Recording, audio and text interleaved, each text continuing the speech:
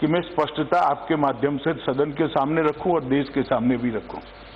मान्यवर, मेरे पास विश्व भारती के उपकुलपति का पत्र है जिसमें मैंने उनसे स्पष्टता मांगी है कि सारे फोटो का, वीडियोग्राफी का एनालिसिस कर बताया जाए कि कहीं मैं बैठा हूं। उन्होंने स्पष्ट किया है कि ऐसी कोई घटना नहीं हुई। जहां पर मेरे बैठने का जिक्र किया है वो एक खिड़की है और खिड़की पर सभी को बैठने की व्यवस्था है। और मान्यवर, उसी स्थान पर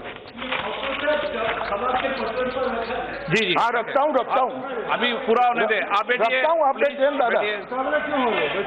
मान्यवर, उसी स्थान पर भारत की पूर्व राष्ट्रपति भी बैठी हैं, प्रणवदा भी बैठे हैं, श्री राजीव गांधी भी बैठे हैं और मैं भी बैठा हूं। और बांग्लादेश की प्रधानमंत्री जब आई तब भी उन्होंने स्मारिका के अंदर उसी स्थान पर बैठकर अपनी टिप्पणियां लिखी।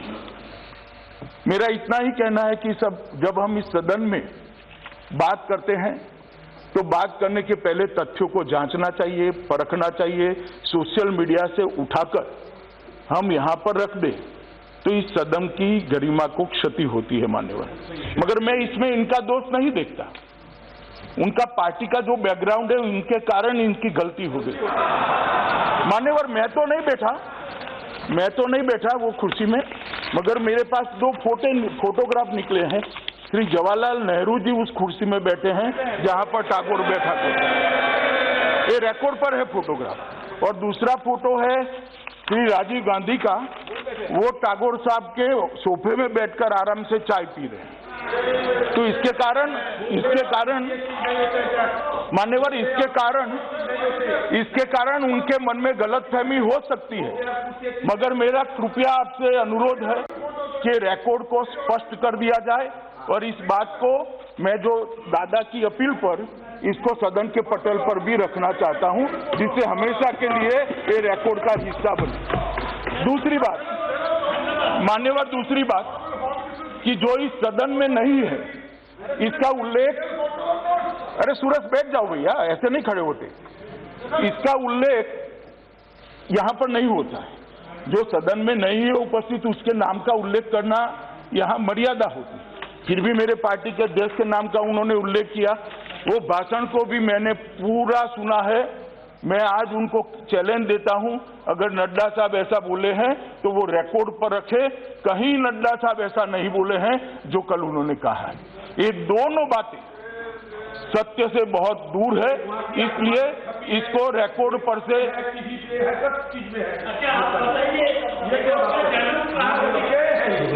ये आपसे दादा बैठिए।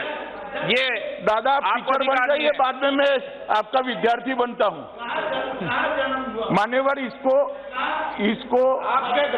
आप प्रोफेसर में बैठ जाइए। मान्यवर, मेरा आपसे निवेदन है कि कृपा कर रिकॉर्ड को करेक्ट करना चाहिए। और करेक्ट करने के लिए मैंने जो ये बात करी है, ये फोटोग्राफ और शांति निकेतन के उपकुलपति का पत्र जो है, इसको रिकॉर्ड पर रखने की आप मुझे अनुमति दीजिए। नियम 377 के अधीन मामले सभा पटल पर रखे जाते हैं। माननीय सदस्य सभा पटल पर रख सकते हैं। अमित शाह जी कह रहे हैं कि नड्डा साहब जो नहीं है उनकी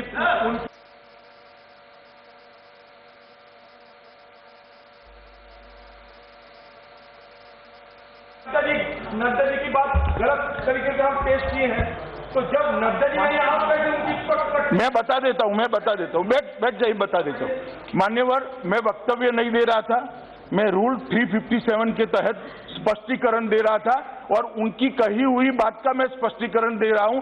इसलिए नड्डा जी के नाम का मैंने जिक्र नहीं किया है, उन्होंने गलत जिक्र किया है वो मैंने मेंशन किया है।